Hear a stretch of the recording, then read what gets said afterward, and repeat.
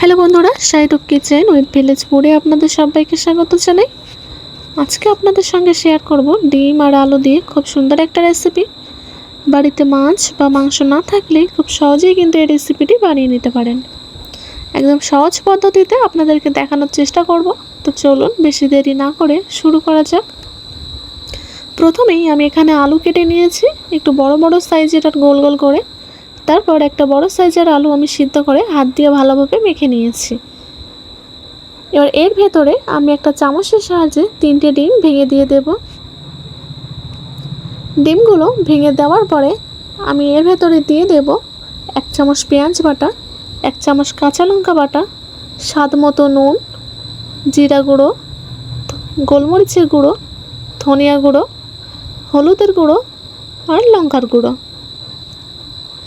সব কিছু দিয়ে দেওয়ার পরে আমি হাত দিয়ে আলু আর ডিমটাকে সুন্দর করে মেখে নেব।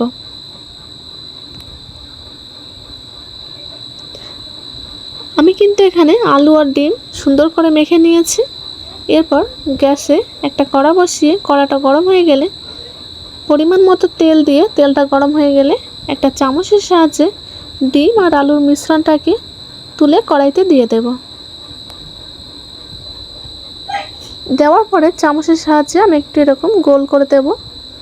বেশি মোটাও রাখবো না, বেশি পাতলাও রাখবো না। তারপর ঢাকনা দিয়ে লো ফ্লেমে আমি 3 থেকে 4 মিনিটের জন্য রেখে দেব। আবারও ঢাকনা খুলে আমি ডিম আর আলুর মিশ্রণটাকে উল্টে দেব। আপনারা খুন্তি দিয়ে না উল্টাতে পারলে প্লেটে ঢেলে আপনারা খুব সহজে কিন্তু উল্টে নিতে পারেন। তো আমার কিন্তু অলরেডি হয়েই গেছে, আমি এখানে নামিয়ে নেব। একদম একই পদ্ধতিতে আমি বাকিগুলোও ভেজে নেব।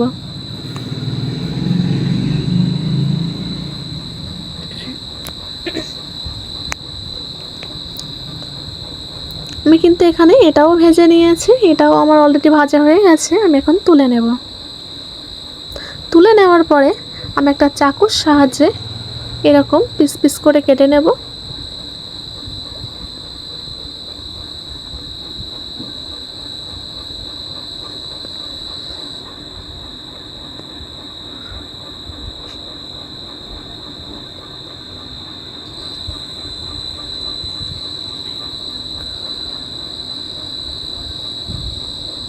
তো আমি কিন্তু সবগুলো এখানে এই পদ্ধতিতে পিস পিস করে কেটে নিয়েছি।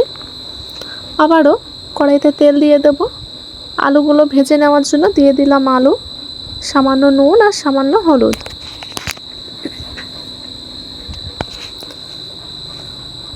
আলুগুলো কিন্তু আমি খুব সুন্দর করে ভেজে নেব। আলুগুলো কিন্তু আমার অলরেডি ভাজা হয়েই গেছে, দেখুন কত সুন্দর ভাজা হয়ে গেছে। একদম লাল লাল করে আমি ভেজে নিয়েছি আলুগুলো। এই পর্যায়ে আমি তুলে নেব।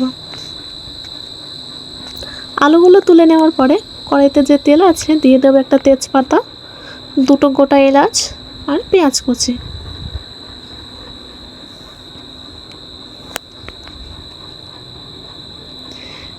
পেঁয়াজ কুচি হালকা ফ্রাই হয়ে আসলেই আমি এখানে দিয়ে দেবো 1 চামচ রসুন বাটা আর আদা বাটা।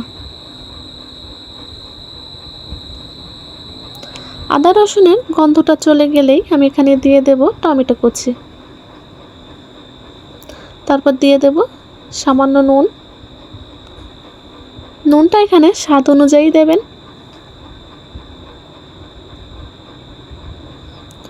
এরপর দিয়ে দেব জিরা গুঁড়ো, গোলমরিচের গুঁড়ো, ধনিয়া গুঁড়ো, হলুদের গুঁড়ো আর লঙ্কার গুঁড়ো।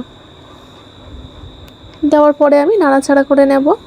এখানে মশলাটা জ্বলে না যায় তার জন্য দিয়ে দেব সামান্য একটু জল।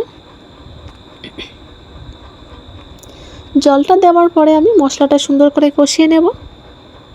মশলা কিন্তু আমি খুব সুন্দর করে কষিয়ে নিয়েছি, একদম মশলা গা থেকে তেল ছেড়ে দিয়েছি। এই পর্যায়ে আমি ভেজে রাখা আলুগুলো দিয়ে দেব। ভেজে রাখা আলুগুলো দেওয়ার পরে আমি 2-1 নাড়াচাড়া করে ঢাকনা দিয়ে লো ফ্লেমে 3 থেকে 4 মিনিটের জন্য রেখে দেব।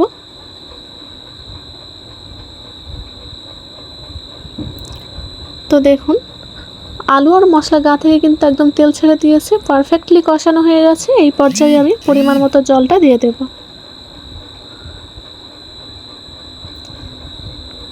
পরিমাণ মতো কিন্তু এখানে আমি জলটা দিয়ে দিয়েছি। আমার কিন্তু অলরেডি জলটা ফুটে গেছে। এই পর্যায়ে আমি ভেজে রাখা ডিমের ধোকাগুলো দিয়ে দেব।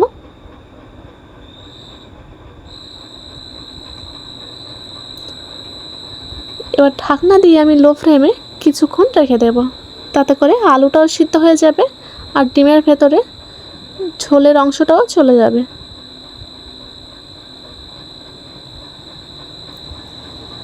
তো দেখুন আমার কিন্তু অলরেডি হয়েই আসছে। আমি কিন্তু এই পর্যায়ে নামিয়ে নেব। আমি কিন্তু এখানে নামিয়ে নিয়েছি, দেখতেই পাচ্ছেন। দেখেই আশা করি বুঝতে পারছেন কতটা লোভনীয় আর কতটা টেস্টি হয়েছে। বাড়িতে অবশ্যই একবার ট্রাই করবেন এই রেসিপিটি। একদম সহজ একটা রেসিপি, খুব দারুণ খেতে হয়।